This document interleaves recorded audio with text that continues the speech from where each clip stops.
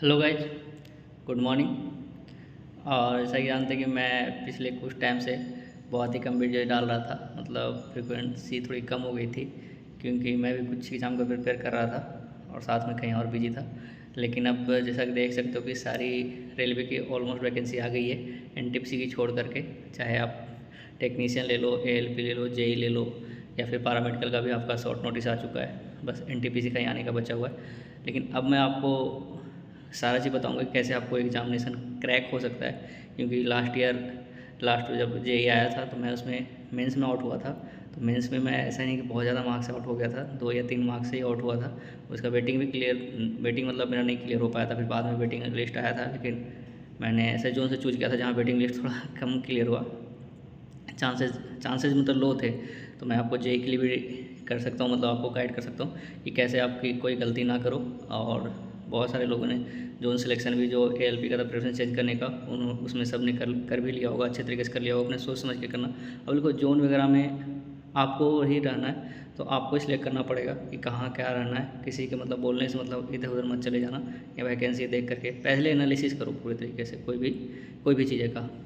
अब जैसे जेई है, जैसे जेई का वैकेंसी आया हुआ है, तो जेई का देखो लिमिटेड वैकेंसी होता है। मतलब उतनी ज़्यादा 7-8 हज़ार, लास्ट टाइम शायद 11,000 के अप्रोक्स था, इस बार 7,000 है। तो जेई में भी देखो, जेई में मोस्टली रेलवे का सिलेक्शन आपका पढ़ाई के साथ साथ ना आपका जोन पे भी डिपेंड करता है कि कौन से जोन से आप भर रहे हो। तो उसका पूरा एनालिसिस देख लेना अच्छे से, कहाँ वैकेंसी है, आप किसके लिए एलिजिबल हो, तो वहाँ उसकी वैकेंसी है या नहीं है, कैसे सिलेक्ट करोगे, आपकी आपकी मेडिकल कंडीशन सही है या नहीं है। अब देखो साथ में आप किस तरह का कैसे बिलोंग करते हो, कितना मतलब मार्क्स ला सकते हो अपने ऊपर। जैसे पहला नॉन टेक है, तो नॉन टेक को कैसे अचीव करना है, तो उसके बारे में सारा डिटेल्स एनालिसिस मैं आपको बताऊंगा।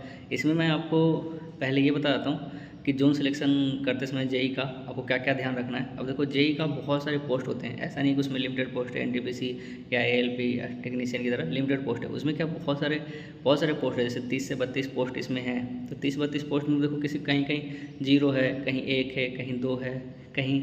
अब देखो इसमें मेनली आप इंजीनियर, मोस्टली इसमें सब इंजीनियर ही भरने वाले हैं। बहुत सारे सीएमएस का भी पोस्ट है, लेकिन उसमें भी आएंगे जो नॉर्मल ग्रेजुएट है, वो भी आएंगे कुछ कुछ। लेकिन देखो अब इंजीनियर मोस्टली इंजीनियर इधर उधर करते करते कुछ ना कुछ चश्मा लगा ही लेते हैं, मतलब स्पेक्स यूज करते हैं, जैसे मैं भी अपना स्पेक्स यूज करता हूँ। तो इसमें जो मोस्टली ये है ना कि स्पेक्स जो यूज कर रहे हैं, तो स्पेक्स आपको देखना है वहाँ पे कि कैसे, मतलब आपका किस में, जैसे आपका मान लो कि मेरा 4 डायोप्टर्स ऊपर है, तो आप कितना भी ट्राई कर लो तो आप B1 वाले पोस्ट, B2 वाले पोस्ट नहीं ले सकते, मतलब आपको मिलेगा ही, चांस ही नहीं है। अब जैसे मान लो कि आपने कोई ऐसा जोन चूज कर लिया जहाँ C1 की पोस्ट है ही नहीं, मतलब C1 की पोस्ट बहुत कम है, 1 या 2 है, वहाँ सारा B1 B2 है। लेकिन B1 B2 A1 A2 की पोस्ट है, और वो A1 की तो पोस्ट नहीं है जेई में, A2 से स्टार्ट होता है।